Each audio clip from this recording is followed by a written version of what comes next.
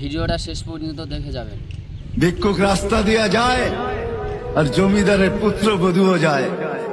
একজন সামনের থেকে আসতেছে, একজন সামনের দিকে যাইতেছে।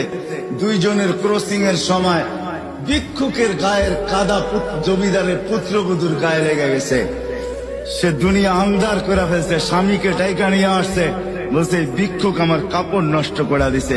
সে শুধু ভিক্ষুক ছিল না, বৃদ্ধ ছিল। বৃদ্ধ ছিল না শুধু, জীর্ণ ছিল, শীর্ণ ছিল। শরীরে কাপড় ছিল না, ফাটা চিরা কাপড় ছিল। পায়ে জুতা ছিল না, পেটে ভাত ছিল না। জমিদারের পুত্র সইতে পারে নাই, যৌবনী শক্তি সয় কি কইরা তার স্ত্রীর গায়ে ভিক্ষুকের কাদা, বস সমগ্র শক্তিকে হাতে জমা করা, একত্র করা বৃদ্ধের গালে বসায়। বৃদ্ধ কিচ্ছু বলে নাই, শুধু উপরের দিকে তাকায় দুই তিনটা শব্দ উচ্চারণ করছেন। শব্দগুলা হলো ইয়া মাল্লাহ তারা হলো ওয়ুন, ও আল্লাহ চোখে দেখা যায় না। ও তারা কুল্লা শাই, তুই সব দেখিস। ফারা তারা মা বি, তুই কি দেখিস না আমার সাথে কি ঘটতেছে? এটা কি দেখিস না? বলতে দেরি যুবক, মরতে দেরি হয় নাই। জমিদার চলে আসছে, প্রতিশোধ নিবে।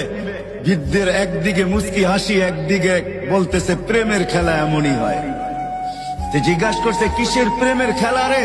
বলছে ওর প্রেমিকার গায়ে আমার কাদা লাগছে, পায়ের কাদা লাগছে, ও সইতে পারে নাই। যৌবনী শক্তি দিয়ে আমার বৃদ্ধ গালে বসায় দিছে। আমাকেও একজন ভালোবাসে, সেও সইতে পারে না, সেও সইতে পারে না। ও তো থাপ্পড় দিয়া খ্যান করছে, জান নিয়ে নিছে, জান।